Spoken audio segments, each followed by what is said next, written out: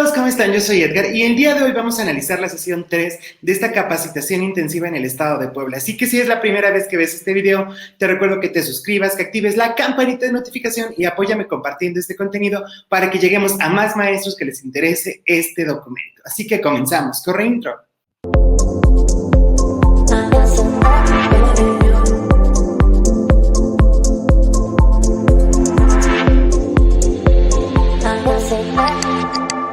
Pues vamos a comenzar con la sesión 3, el plan para el acompañamiento al aprendiente basado en el modelo educativo híbrido. El propósito es que las y los docentes diseñen el plan de acompañamiento al aprendiente basado en el modelo educativo híbrido del Estado de Puebla. La etapa 1, que es la que vamos a analizar el día de hoy, es el inicio del diseño del plan para el acompañamiento al aprendiente y tenemos 4 actividades. Consideraciones previas al diseño, 90 minutos, introducción al tema, 60 minutos, conocimientos previos, 60 minutos, actividades compensatorias para adquirir los conocimientos previos, 30 minutos. Comenzamos con la actividad 3.1, consideraciones previas al diseño. Una vivencia. Me gustaría que se dé permiso de regresar a ese momento en que era usted estudiante y recuerda a su mejor docente. Seguramente aún lo recuerda de buen modo. Ese docente que fue o sigue siendo un referente de ser docente. Se le puede olvidar lo que dijiste, pero nunca olvidarán cómo los hiciste sentir. Si eso es cierto, recreemos una vivencia. Recupere esta experiencia. ¿Qué fue lo que hizo ese docente? ¿Cómo lo trató? Vamos a recuperar esa experiencia sobre ese docente que nos marcó y cómo nos trató. La siguiente actividad establece, ahora pensemos juntos. ¿Cómo le gustaría que lo recuerden sus aprendientes? ¿Cómo les gustaría tratarlos? Actividad individual, el reto de las y los docentes. Con base en el modelo educativo híbrido en el Estado de Puebla, es imprescindible que como educador diseñe ambientes híbridos de aprendizaje, que sean pertinentes y ajustados a las necesidades y características de los aprendientes. El ambiente de aprendizaje se propicia a través de la elaboración de un plan de acompañamiento al aprendiente, el cual debe considerar diversos aspectos. Entonces vamos a analizar qué aspectos debe de tener este plan del acompañamiento para el aprendiente. El primer aspecto a considerar, maestras y maestros, es el contexto. El diseño de ambientes de aprendizaje exige considerar aspectos como garantizar que integre los fundamentos del modelo educativo híbrido para el Estado de Puebla e identifique las condiciones personales en las que se encuentra usted como diseñador de una guía de acompañamiento. El siguiente aspecto es el aprendizaje esperado. Genera ambientes favorables para el aprendizaje y la participación de todas las niñas, los niños y adolescentes. También tenemos el producto esperado, un plan de acompañamiento al aprendiente que promoverá los aprendizajes esperados de la asignatura o asignaturas que impartirá. La guía puede ser entregada como un documento impreso o en formato digital para aquellos que tienen nula o poca conectividad y para los que pueden disponer de recursos tecnológicos como Microsoft Teams, puede subir su diseño a un entorno virtual.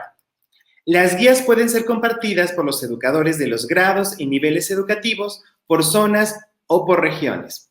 También nos habla de las modalidades, formato editable o entorno virtual. Se diseñarán grupos de clase en Microsoft que se podrán replicar. Los conocimientos necesarios. Elabore una lista de conocimientos que requiere y los que le hacen falta adquirir para diseñar un plan de acompañamiento al aprendiente en la modalidad híbrida. Esto nos permite hacer una reflexión sobre nuestras competencias. Por lo tanto, aquí vamos a escribir lo que ya sé hacer y los nuevos conocimientos a movilizar, es decir, como esta metacognición que permite a los docentes identificar nuestras áreas de oportunidad y nuestras fortalezas. Esta actividad para reflexionar nos habla del interrogatorio metacognitivo.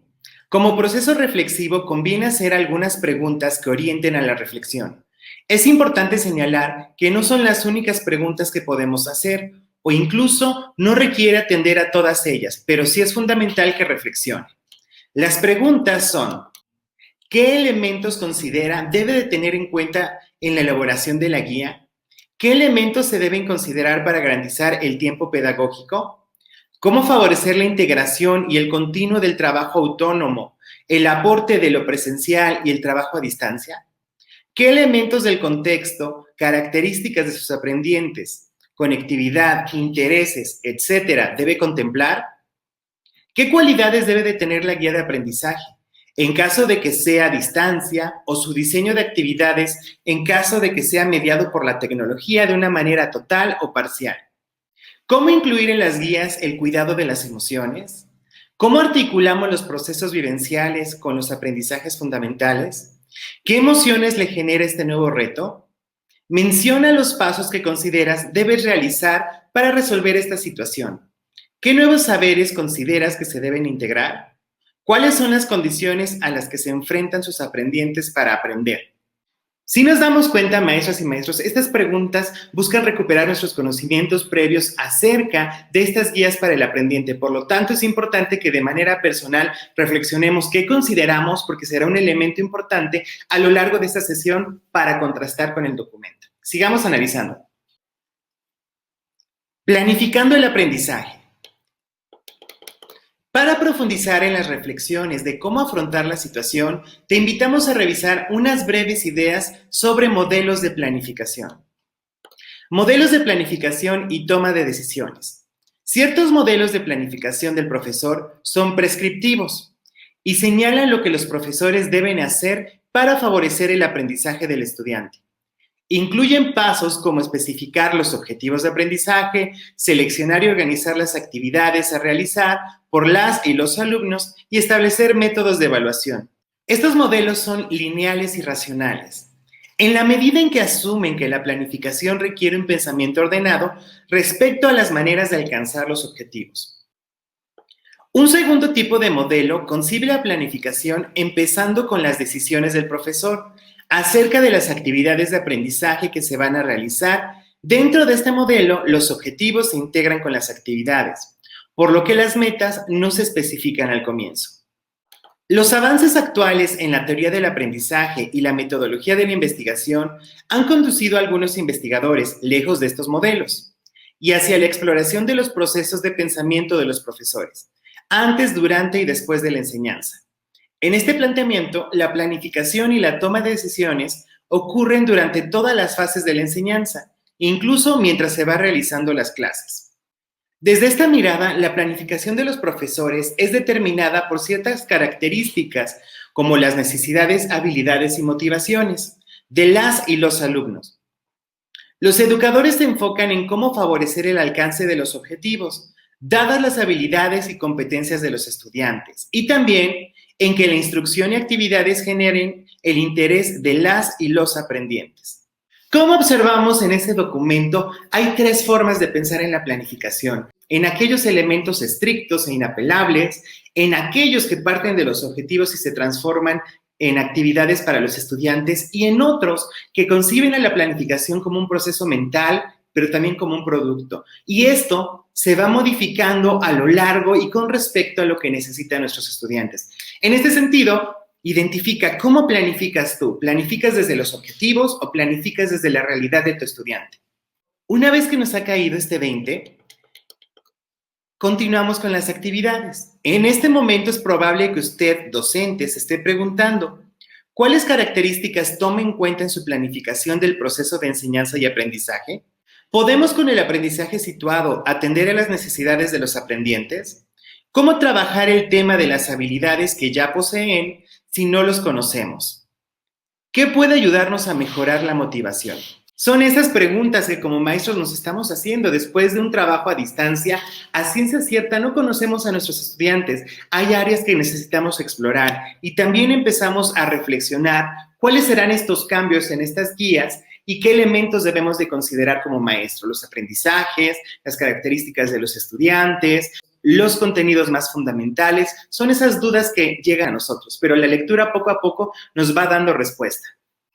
Atender los intereses motivacionales de las y los aprendientes es importante en la toma de decisiones del profesor. Clark y Ginger presentaron un estudio en el que educadores de la escuela primaria fijaban las actividades potenciales de la enseñanza de la lengua, en términos de probabilidad de usar cada actividad en sus clases.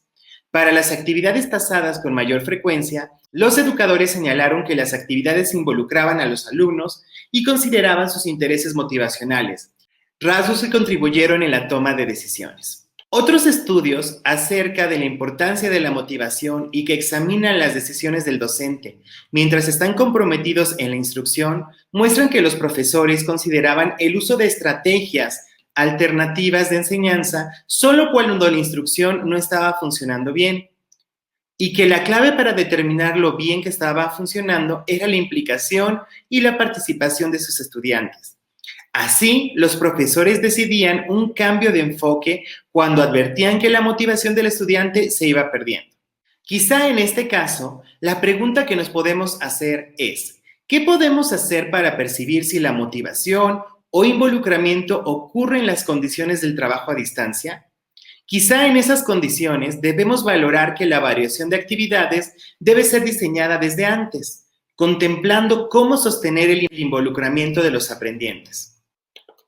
Otra investigación apoya la idea de que las decisiones de los profesores durante la enseñanza resultan altamente influidas por sus inferencias sobre los procesos cognitivos y afectivos relevantes para la motivación.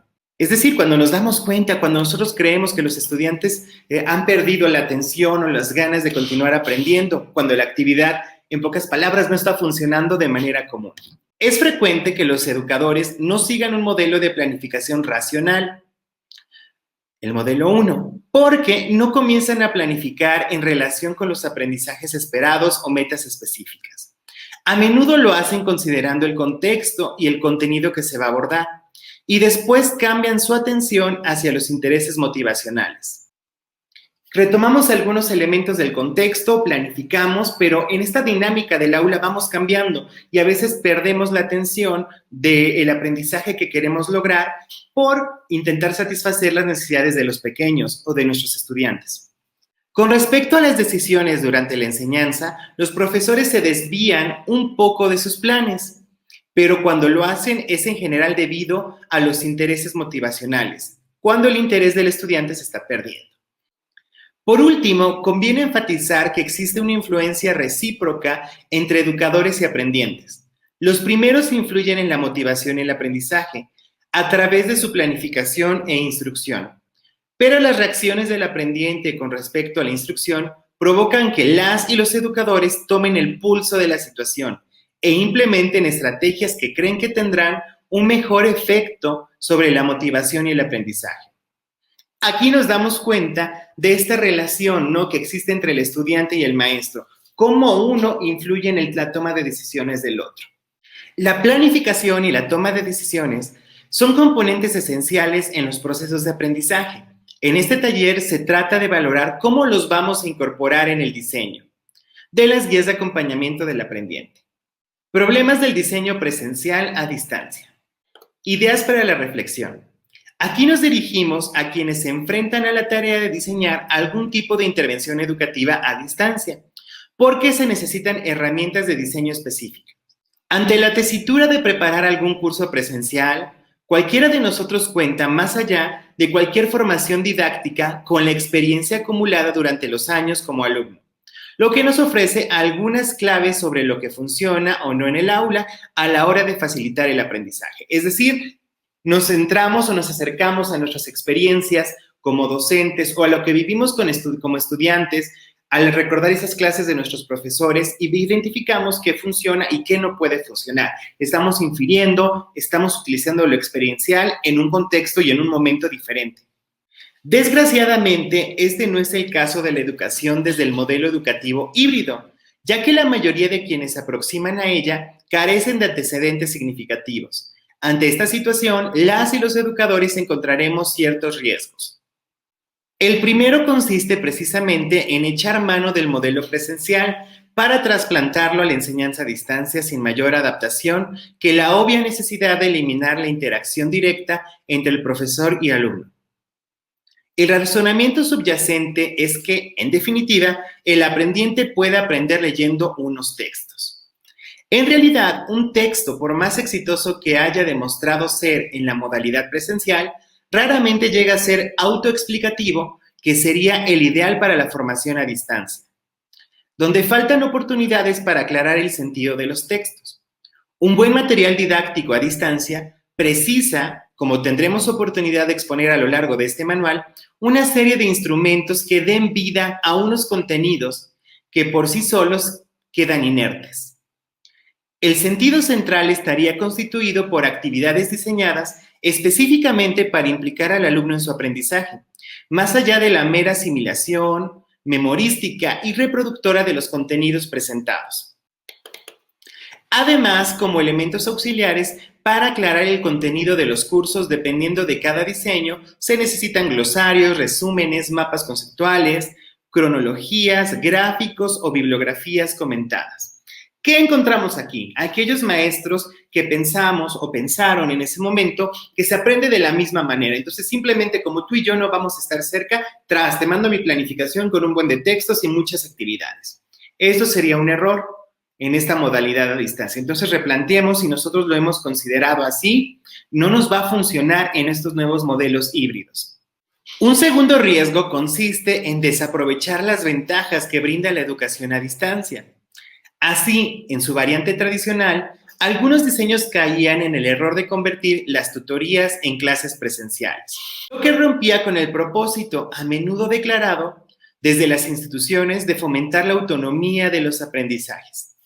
Ya en un modelo virtualizado, el peligro estriba en desatender herramientas de comunicación, tales como el correo electrónico, los chats, los boletines de noticia o especialmente los foros de discusión, que permiten trascender el modelo anterior de independencia y alcanzar uno nuevo de interdependencia, con una nutrida red de relaciones entre la institución, los estudiantes y el entorno para la construcción de conocimientos de creciente complejidad. Es decir, recordemos aquellas escuelas que optaron por tener clases de 8 a 1 de la tarde de manera virtual. Ahí están perdiendo esas ventajas de esta modalidad a distancia. ¿Ok? Porque caemos en esa reproducción. Por el contrario, debemos de reflexionar que estas actividades que se diseñen deben hacer que el aprendiente autogestione su tiempo. ¿Ok? Entonces, una cosa es dar tutorías y otra cosa es querer simplemente trasladarnos a lo virtual y hacer una cátedra magistral. Aquí debemos de reflexionar, ¿qué herramientas puedo utilizar si existe esta mediación, ¿Qué herramientas debo de utilizar si existe esta mediación tecnológica? Ejemplo, podemos conversar en una tutoría, plantear una situación y utilizar un foro de debate. Podemos plantear situaciones donde los estudiantes tengan que investigar y concretarlo en un Padlet. Y podemos regresar en esta parte de tutoría a socializar los aspectos. Este sería como un ejemplo para romper ese segundo riesgo. Finalmente, debemos tener en cuenta que mientras la formación presencial permite hasta cierto punto reajustes en la programación dependiendo de la marcha del curso, en educación a distancia esto no siempre resulta fácil, dadas las circunstancias tales como la separación entre quien elabora el curso y quien lo desarrolla en la práctica. La consecuencia es que el diseño de un curso a distancia ha de ser, aunque no rígido, sí mucho más riguroso. Parte de la construcción de un programa a distancia queda fuera de los propósitos de esta publicación, ya que el diseño de este curso implica tareas más amplias como el análisis sobre las características de los estudiantes, la pertinencia de los contenidos o de los recursos disponibles. No obstante, en las guías didácticas se cruzan 3 elementos críticos: objetivos, actividades y evaluación, que habrán de determinar en gran medida las posibilidades del éxito del curso y a ellos dedicaremos especial atención. ¿Qué nos dice? Básicamente aquí nos dice que no nos van a decir cómo planear en una modalidad a distancia. Lo que sí nos empiezan a hacer a reflexionar es como tal que en un modelo de educación a distancia donde realmente el estudiante no va a tener un acercamiento conmigo, estas guías de aprendizaje deben de ser muy claras, deben de estar pensadas en el estudiante porque no va a haber esta interacción inmediata. Entonces, una cosa es lo que yo planeo como maestro y otra cosa es la que mi estudiante entiende. Es un momento de reflexión sobre nuestras habilidades comunicativas. Sin duda, la decisión de qué aprendizaje esperado o competencia desarrollar con los aprendientes es clave. En muchos casos, este trabajo se le deja a los que diseñan el currículo en una dimensión prescriptiva.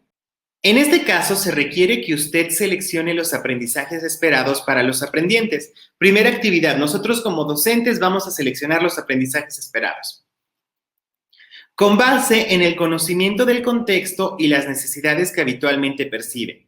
Sabemos que no en todos los casos es posible conocer las necesidades de los aprendientes. Se trata de que diseñe el primer tema. Posteriormente tendrá la oportunidad de integrar las necesidades de los aprendientes con más detalle en la medida que los conozca. Ejemplo, si tú no conoces a tus estudiantes, lo primero que debes de definir es este tema. ¿Y cómo podemos rescatarlo? Recuerda que como escuela vamos a priorizar esos aprendizajes que consideramos fundamentales. Por lo tanto, el retomar la experiencia de los compañeros, lo que tú has vivido y aquellas características de las fichas descriptivas, por ejemplo, te va a dar un acercamiento de aquellos primeros aprendizajes o temas a desarrollar. Y poco a poco realizarás los ajustes. La priorización de los aprendizajes fundamentales debe responder a ciertos criterios que favorezcan el desarrollo integral y a los rasgos de desempeño social, es decir, este perfil de egreso, y/o enfatice el objetivo de desarrollo sostenible al que pueda contribuir. Por favor, revise en el texto Modelo Educativo Híbrido del Estado de Puebla el apartado para la priorización de los aprendizajes fundamentales.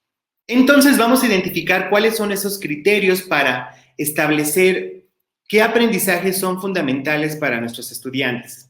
No es algo arbitrario, tenemos una guía.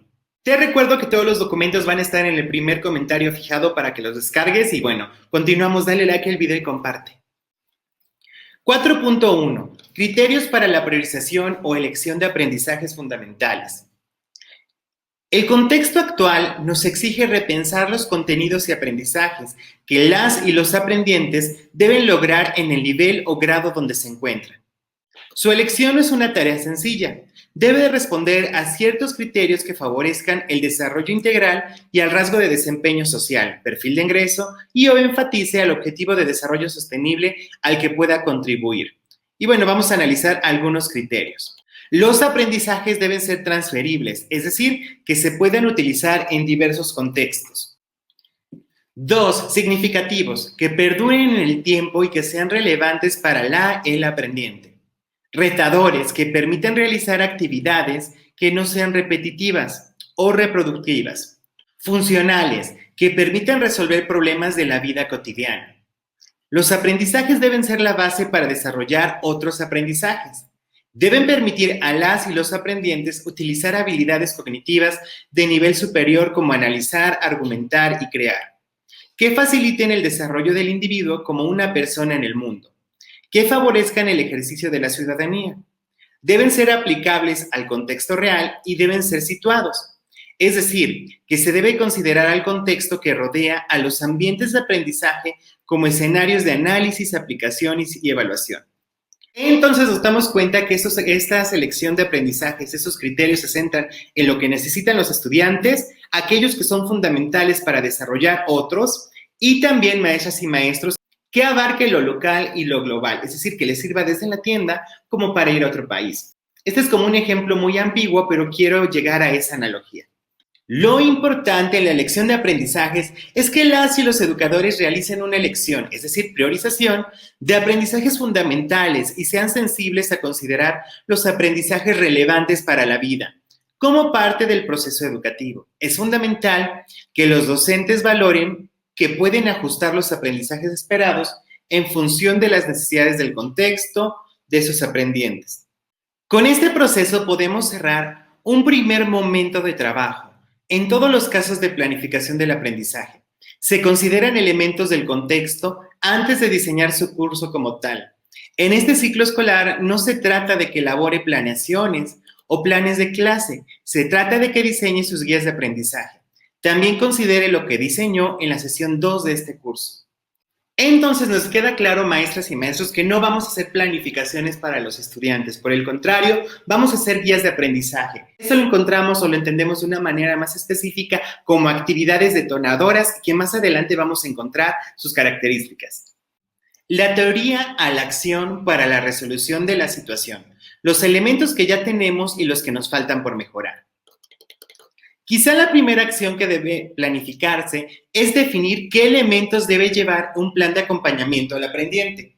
Identifiquen como colectivo y con ayuda de su director los aspectos que deben de tener los planes de acompañamiento del aprendiente. Tómense un momento para valorar la siguiente propuesta y determine si hace falta algo por agregar, ¿ok?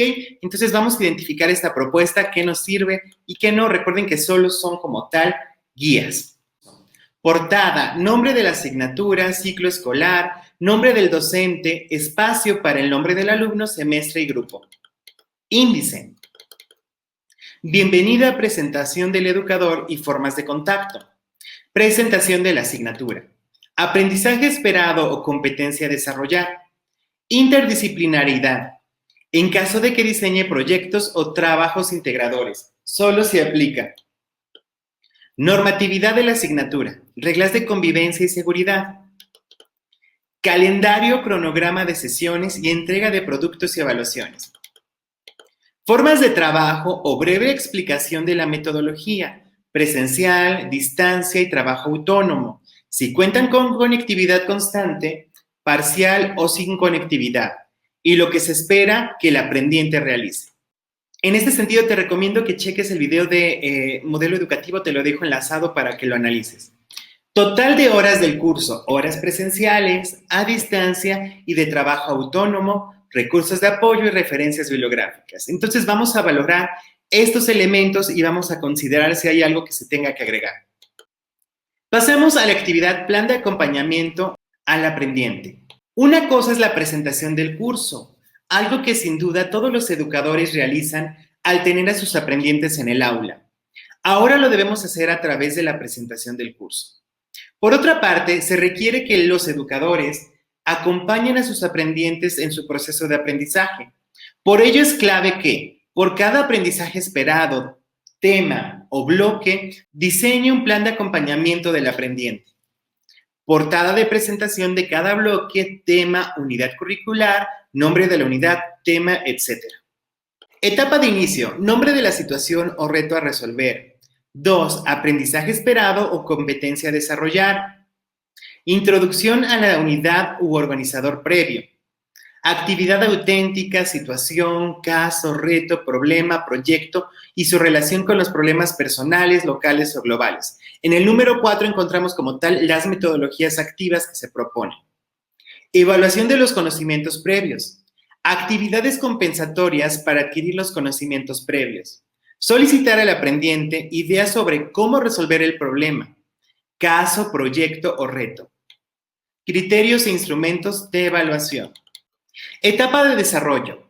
Actividades para adquirir información. Trabajo autónomo o aula inversa. 2. Actividades para construir conocimiento. Colaboración y el papel de las preguntas. Pequeños equipos presenciales y a distancia. 3. Actividades para el tiempo presencial. Actividades para el trabajo autónomo. El modelado, el moldeamiento y el interrogatorio metacognitivo. Potenciar el desempeño cognitivo. Las evaluaciones formativas, instrumentos y consideraciones y retroalimentación. Actividades centradas en recuperar las vivencias y el tiempo pedagógico. Etapa de evaluación, las características de los productos, los criterios de evaluación, la autoevaluación y los instrumentos de evaluación. Entonces nos damos cuenta que tenemos como tal la presentación de estas guías y las etapas de inicio, desarrollo y la etapa de evaluación. Entonces ya nos queda claro la estructura: presentación, etapas de inicio, etapas de desarrollo y etapa de evaluación. Lo que debe hacer es valorar qué elementos de los que se proponen son adecuados a su nivel educativo, cuáles más requieren considerarse pensando en el interlocutor, es decir, en las madres y padres de familia para educación inicial y educación preescolar, niños y niñas de primaria o aprendientes de secundaria y bachillerato. Aquí vamos a reflexionar, maestras y maestros, sobre esto que se propone, qué es lo que me sirve para mi nivel, para mi tipo y modalidad. La elección que haya realizado requiere que elabore un documento con estos aspectos que va a contemplar su plan de acompañamiento para el aprendiente, con los elementos que consideraron en su escuela. La siguiente etapa es la de inicio. Actividad 3.2, introducción al tema. Orientaciones para elaborar una introducción. En este caso apelamos a las sugerencias que se han propuesto en el texto del modelo de educación híbrido en el estado de Puebla en la página 41 a la 44. Vamos a revisarla rápidamente. Lo primero que encontramos es la introducción. Acá como tal nos dice que la importancia de la introducción en los procesos de aprendizaje es clave para garantizar la adquisición y construcción de nuevos conocimientos. Por lo tanto, se contempla el papel que juegan los organizadores previos. Estos pueden ser a través de un audio, de un video, de una guía de aprendizaje y deben como tal recuperar los aprendizajes sobre el tema como las experiencias previas. Veamos el ejemplo. Los organizadores previos. Al comenzar el recorrido por un museo de arte con un grupo de aprendientes de escuela secundaria, la guía del museo dice: quiero destacar una idea que les ayudará a comprender las pinturas y las esculturas que vamos a ver. La idea es la siguiente: aunque se trate de una expresión personal, el arte refleja de muchas maneras la cultura y la época en la que fue producido. Ello puede parecerles evidente en un principio, cuando observan las diferencias entre el arte occidental y el arte oriental. Sin embargo, también es cierto que dentro de cada cultura, cuando ésta cambia, también lo hace el arte. Por eso hablamos de periodos en el arte. Esos cambios se reflejan con frecuencia en las técnicas, temas, colores y estilos empleados por los artistas. Y cambios de envergadura se reflejan con frecuencia en las formas artísticas que se producen. La guía muestra ejemplos de uno o dos cambios de esa índole. Les pide que recuerden sus días de escuela primaria y las diferencias entre los dibujos que hacían a los 5 o 6 años y cuando eran mayores. Compara, pues, las distintas etapas de crecimiento con las diferentes culturas. Durante el recorrido y mientras los aprendientes observan las pinturas y esculturas, la guía va señalando las diferencias que son producto de los tiempos cambiantes. ¿Ven que en este cuadro el cuerpo de la persona está casi por completo cubierto por sus vestiduras y no hay el menor indicio de un ser humano debajo de las ropas? En el medioevo, la Iglesia enseñaba que el cuerpo carecía de importancia y que el alma lo era todo. Luego subraya, observen este cuadro. La musculatura del hombre se destaca a través del ropaje y sus pies se apoyan firmemente en la tierra. Corresponde a la visión renacentista, según la cual el hombre era el centro del universo y por tanto su cuerpo, su mente y su poder eran realmente importantes. Bueno, entonces en ese primer ejemplo, maestras y maestros, encontramos una introducción como al periodo. Eso lo podremos trasladar, por ejemplo, al planteamiento de un problema, a una introducción sobre algún tipo de texto, con base en los aprendizajes que ustedes hayan decidido como fundamentales. Veamos un segundo ejemplo. En su grupo, Aide Bustos plantea a las y los aprendientes la diferencia entre los significados literal y figurado de las palabras, o la diferencia entre el lenguaje denotativo y connotativo. Comienza presentándoles un organizador, el cual consiste simplemente en señalar que las palabras representan cosas, acciones, estados de los entes, etc., y que al mismo tiempo a menudo sugieren cosas. Aide les presenta ejemplos. La palabra cachorro se refiere a un mamífero joven, especialmente a los perros, pero también sugiere alegría y ternura, porque concebimos a los cachorros como seres alegres y tiernos. Limosina se refiere a un tipo de automóvil, pero a la vez sugiere estatus y un ostentoso consumismo. Luego les presenta un conjunto de cuentos, les pide que los lean y seleccionen palabras que tengan, en su opinión, significados solamente literales o figurativos, y palabras que además sugieren cosas a las cuales no aluden directamente. Los aprendientes elaboran listas de vocablos y luego analizan por qué algunas tienen únicamente significados literales y otras, en cambio, significados literales y figurativos. Construyen categorías y continúan su análisis examinando las obras de sus predilectos y ampliando sus listas. Entonces nos damos cuenta en este ejemplo también, maestras y maestros, que como tal es una introducción al tema y podemos hacerlo a manera de texto, pero también podemos agregar imágenes o figuras. En ambos ejemplos se utilizan organizadores previos para ayudar a las y los aprendientes a comprender la nueva información a la que van a acceder y organizar los contenidos al inicio del curso. Esto no se contrapone al papel activo que las y los aprendientes deben jugar en la construcción del conocimiento, ya que los organizadores previos permiten al aprendiente organizar la información y fortalecer su estructura cognitiva. Es importante precisar que los organizadores previos se pueden utilizar tanto al inicio como en la etapa de desarrollo, cuando los aprendientes están construyendo conocimiento.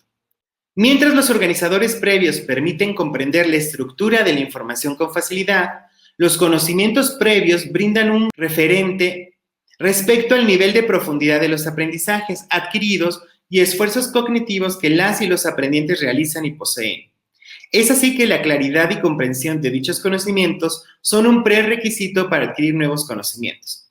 Aquí, maestras y maestros, está el eje central. Cuando nosotros planteemos estas guías, podemos utilizar organizadores previos para comprender sobre lo que vamos a abordar o trabajar y conocimientos previos, es decir, para identificar el nivel de profundidad de los aprendizajes.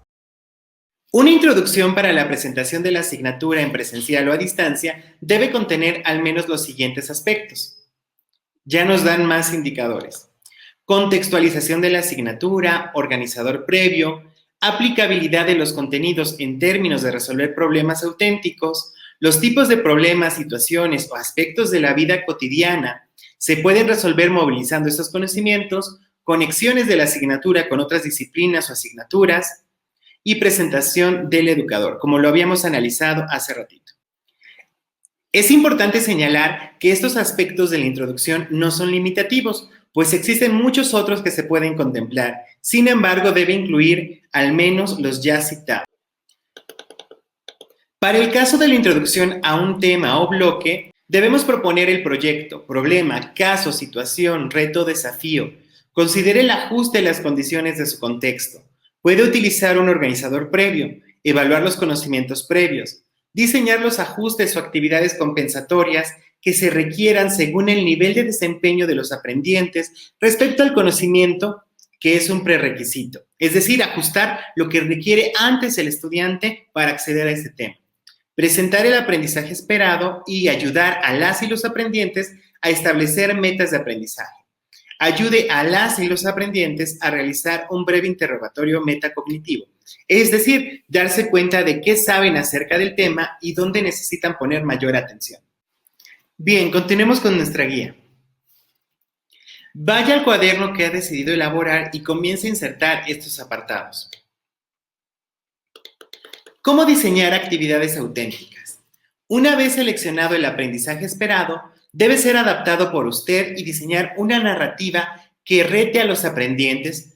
Al respecto, es posible recuperar lo que argumenta el grupo de Vanderbilt respecto al papel que juegan los problemas complejos y desafiantes presentados a los aprendientes. Los entornos poderosos de aprendizaje se definen a menudo en un sentido teleológico, es decir, propósitos o fines, como ambientes de aprendizaje que tienen como objetivo el desarrollo de habilidades complejas y de grado superior, la comprensión conceptual profunda y las habilidades metacognitivas, tales como la capacidad de regular nuestro propio aprendizaje. Estos resultados fomentan el uso productivo de los conocimientos y habilidades adquiridas, o la capacidad de aplicar lo aprendido en situaciones problemáticas nuevas, y así permitir la transferencia de aprendizaje. En la última década, la investigación se ha realizado sobre las características necesarias de entornos de aprendizaje. Estos incluyen el uso de problemas complejos, realistas y desafiantes que provoquen en los alumnos los procesos activos y constructivos de los conocimientos y la adquisición de habilidades. 2. La inclusión de grupos pequeños, el trabajo colaborativo y amplias oportunidades para la interacción, la comunicación y la cooperación. Y 3. El estímulo a los estudiantes a establecer sus propias metas y la orientación a los estudiantes para que tengan más responsabilidad en sus propias actividades y procesos de aprendizaje. Desde el enfoque situado, existen muchas propuestas que pueden favorecer que el aprendiente se involucre en su aprendizaje. Aprendizaje basado en proyectos, casos, problemas, prácticas, anidadas, talleres, desafíos, situaciones. La diferencia entre una y otra radica en los procedimientos a seguir para la solución del planteamiento en cuestión. Entonces ya nos dimos cuenta que aquí vamos a decidir la metodología. Si bien son diferentes, hay cosas que tienen en común.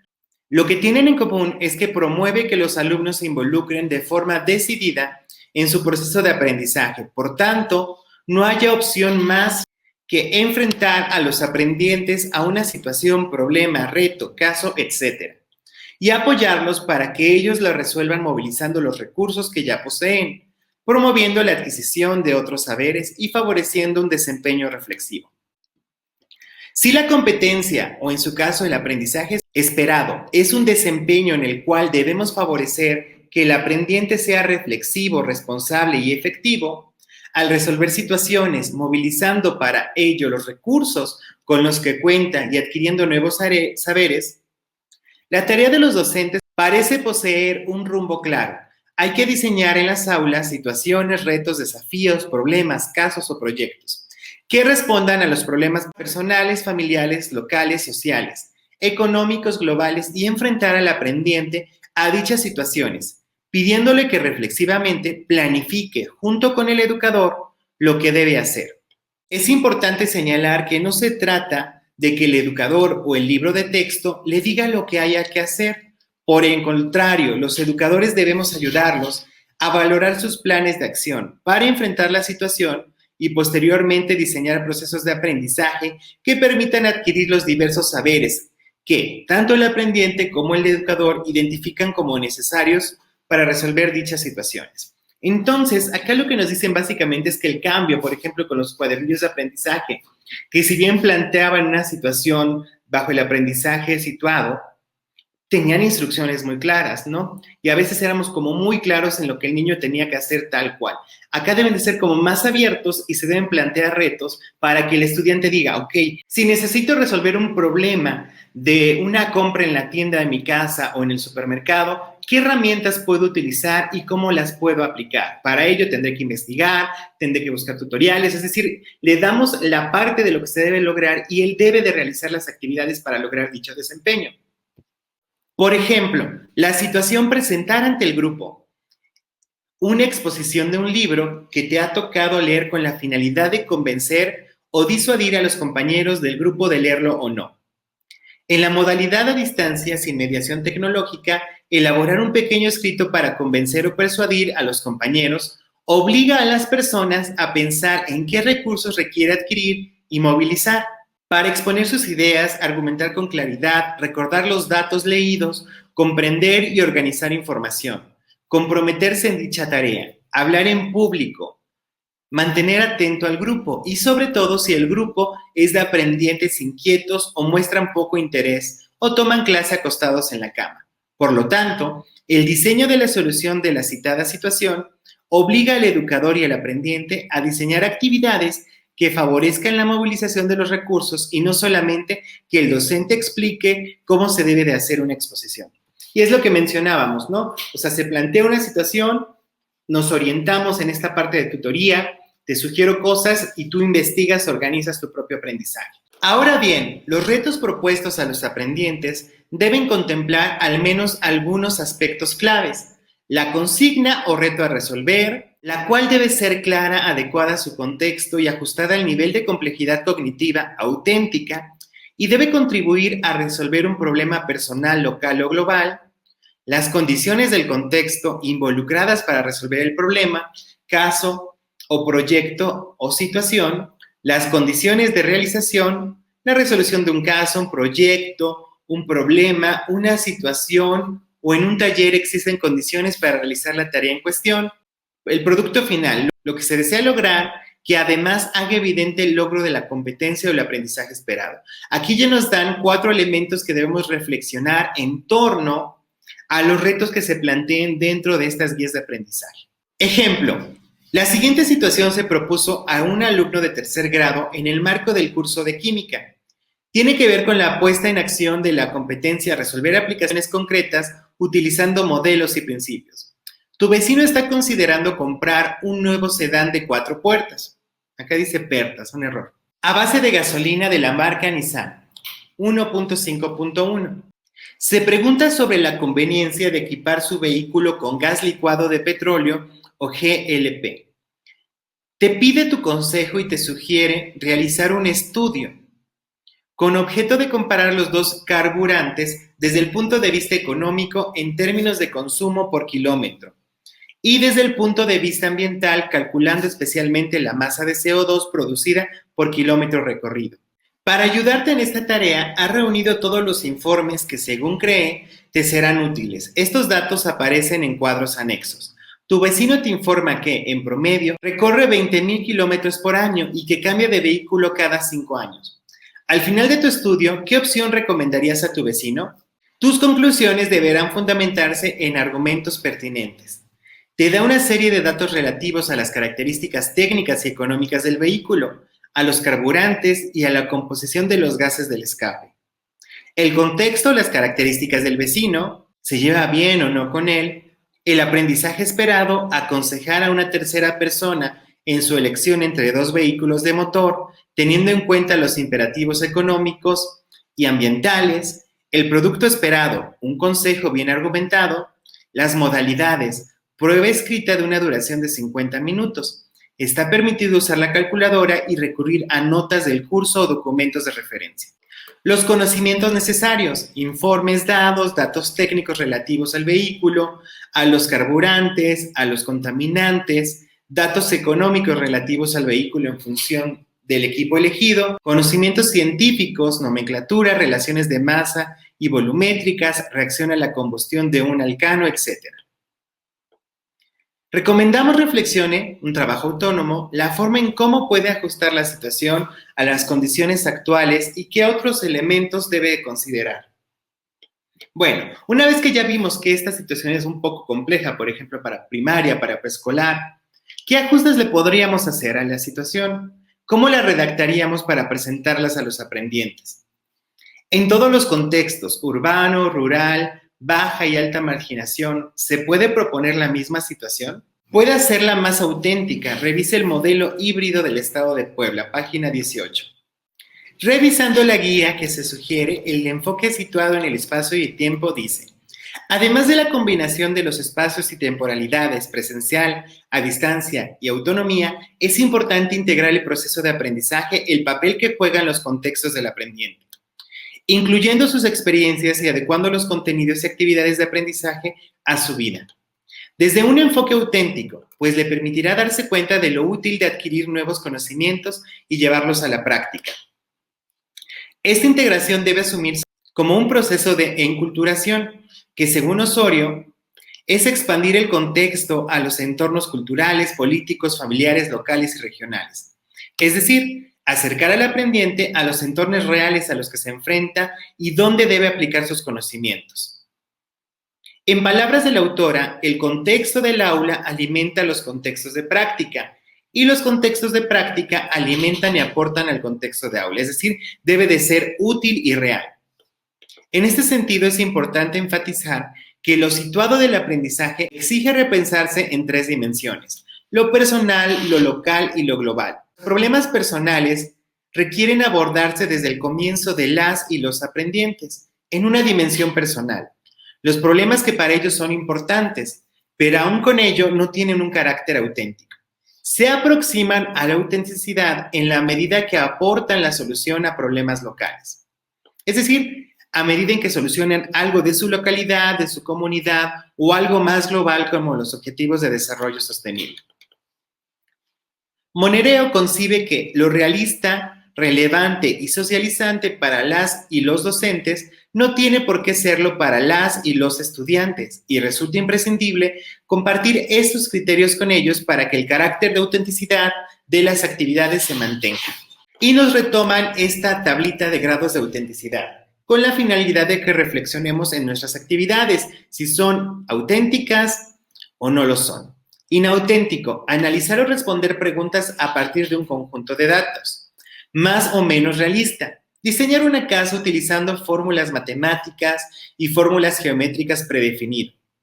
Auténtico, diseñar y construir una maqueta de una casa que satisface ciertos estándares de construcción y pedidos de los usuarios. Real, la construcción de la casa. Entonces, a manera de este ejemplo, podemos darnos cuenta si lo que planteamos en estas guías de aprendizaje es inauténtico, es más o menos realista o es auténtico. Otro ejemplo, escribir un ensayo sobre las leyes. Más o menos realista, escribir un ensayo persuasivo sobre por qué una determinada ley debería ser modificada. Auténtico, escribir una propuesta para ser presentada a los legisladores para promover la modificación de una ley existente. real. La propuesta es presentada a los legisladores. Eso es lo que establece el texto que recomienda la Secretaría de Educación Pública. Entonces, básicamente, maestras y maestros, yo creo que el ajuste va en el sentido de cambiar esas actividades que ponemos como recorta, ¿no? Pega, no sea, ir más allá. ¿Por qué lo vamos a hacer o por qué es importante hacerlo? Una forma de hacer su plan de acompañamiento al aprendiente. Redacte una situación, reto o problema, caso, etcétera, pensando en los aprendientes que usted atenderá y basado en el aprendizaje esperado seleccionado. Valore si la que propone su libro de texto le sirve o debes de adaptarla. En el caso de preescolar, determine si su diseño del año pasado puede ajustarse. Y nos ponen un primer formato a considerar.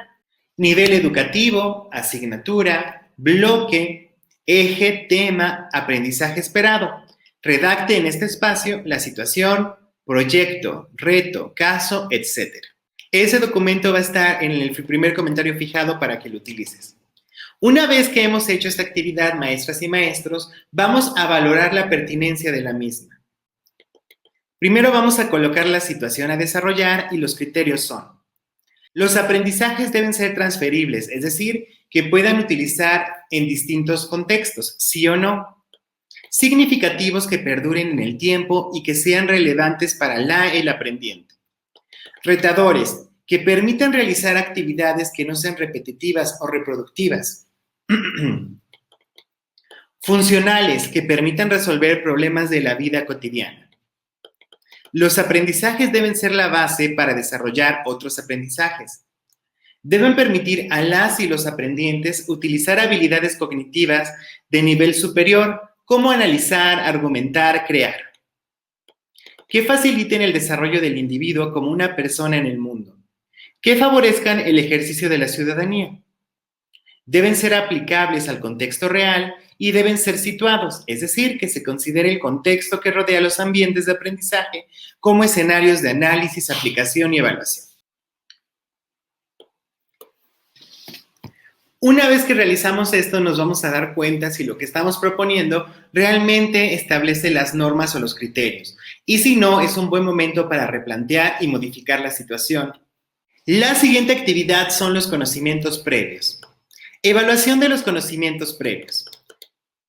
Desde una opción constructivista, aprendemos cuando somos capaces de elaborar una representación personal sobre un objeto de la realidad o contenidos. Por lo tanto, construir conocimiento implica aproximarse a los objetos de conocimiento. Desde la experiencia, intereses y conocimientos previos. Las mentes de los estudiantes, al enfrentarse a nuevos aprendizajes, construyen o reconstruyen significados sobre la base de significados que han podido construir previamente. Entonces nos damos cuenta que para aprender algunos conocimientos, evidentemente recurrimos a lo que ya sabemos, a lo que ya poseemos. Por lo tanto, es importante conocer qué sabemos sobre ese tema. Los conocimientos previos son representaciones, esquemas conceptuales y operativos que los estudiantes poseen sobre un tema determinado. Debemos evaluarnos en términos de valorar la elaboración, coherencia y pertinencia de lo que los alumnos poseen, ya sean procedimientos, conocimientos y actitudes. Y conviene enfatizar que debemos evaluar los conocimientos que son un prerequisito para abordar un nuevo tema. Entonces pongan atención. O sea, vamos a evaluar qué saben sobre el tema, pero también lo que necesitan para acceder a ese tema. Nos proponen las siguientes preguntas. ¿Cuáles son los conocimientos previos necesarios para el tema? ¿Qué contenidos básicos del tema conoce el alumnado, ya sea conceptuales, procedimentales o actitudinales según el caso? ¿En qué grado? ¿Qué instrumento te puede ayudar a identificar el estado inicial de los alumnos con el fin de anticipar, reforzar su motivación, actualizar sus conocimientos y adecuar su planificación? Nos empezamos a acercar a una parte de evaluación diagnóstica. ¿Cómo hacerlo? El proceso de aprendizaje del alumnado necesariamente parte de sus conocimientos previos, de sus hábitos, de sus actitudes ante el estudio. De ahí que sea imprescindible realizar algún tipo de evaluación inicial que proporcione información al profesorado sobre cuál es el punto de partida que los estudiantes, Pero a la vez, la evaluación inicial tiene que realizarse de tal modo que ayude al alumno a que se predisponga a iniciar el proceso de aprendizaje con el máximo de recursos personales disponibles o posibles, es decir, que le caiga el 20 de lo que sabe y lo que necesita para desarrollar las actividades. Nos proponen 3 instrumentos que vamos a analizar. Son 1, contraste de expectativas. Presentación del caso. En un curso de tercero de educación secundaria obligatoria, aprovechando que es el primer curso del segundo ciclo, el equipo del profesorado acordó dedicar una sesión en cada grupo clase a poner en común las expectativas del alumnado y del propio profesorado ante el segundo ciclo de la educación secundaria obligatoria. Se pretendía conocer qué esperaba el alumnado, si entre él había expectativas semejantes o no, es decir, ¿qué esperan los niños si entre ellos esperaban lo mismo? Y si las expectativas del profesor coincidían en menor o mayor grado con las de los estudiantes. El tutor o tutora planteó al alumnado la actividad que se proponía realizar y su objetivo, poner en común las expectativas y en el caso que se dieran áreas de conflicto, tratar sobre ellas. Es decir, les dejamos claro qué es lo que vamos a hacer.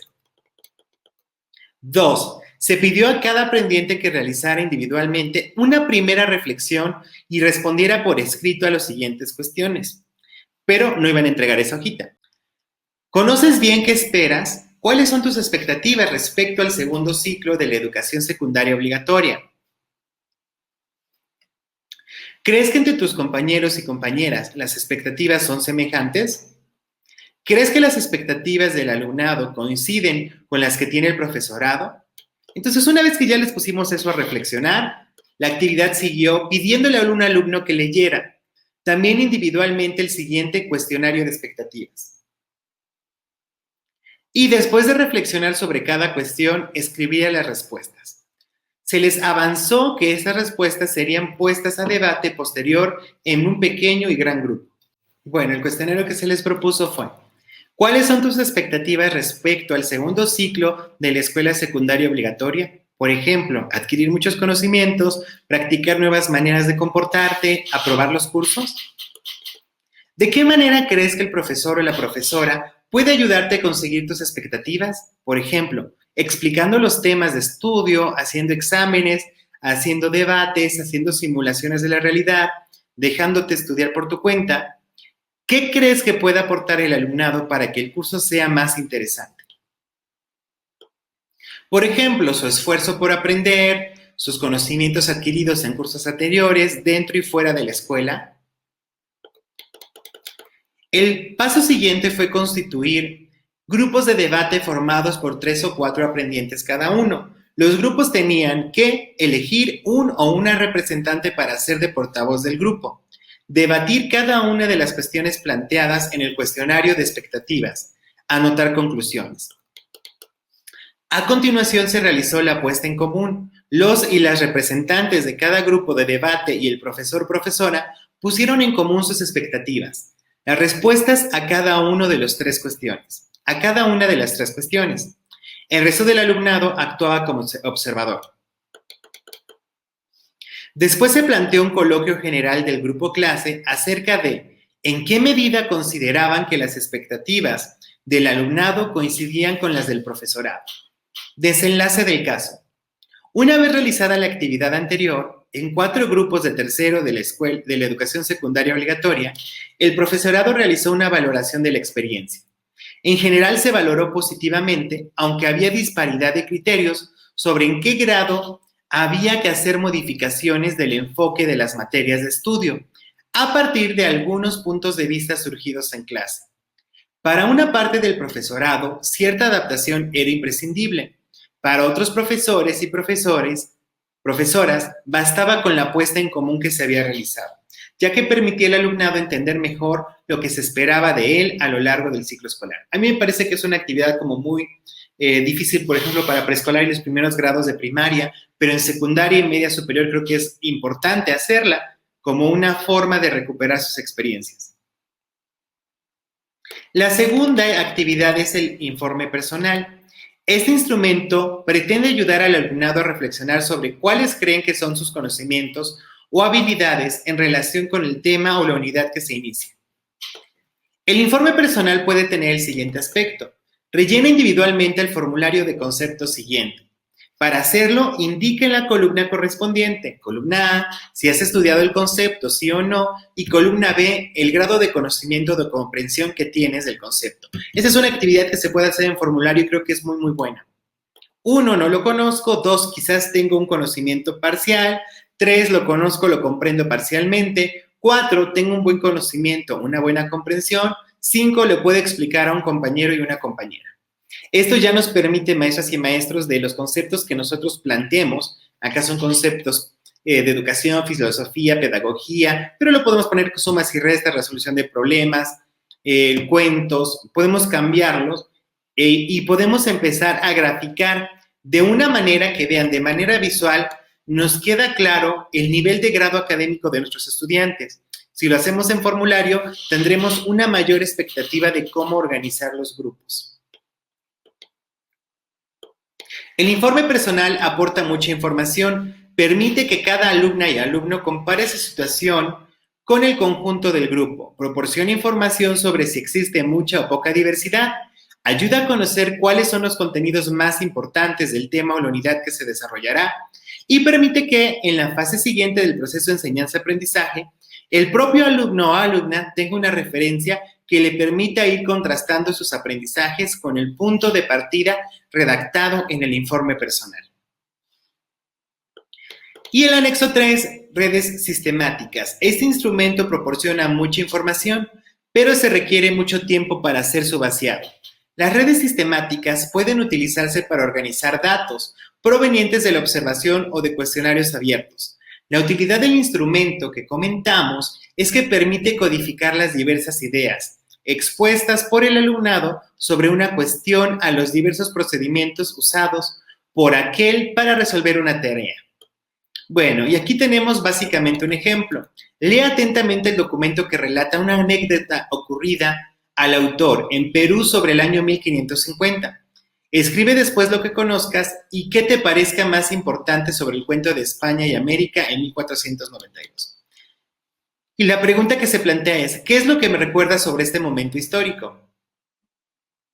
La red sistemática se construye a partir de los conocimientos que ya existen en el aula.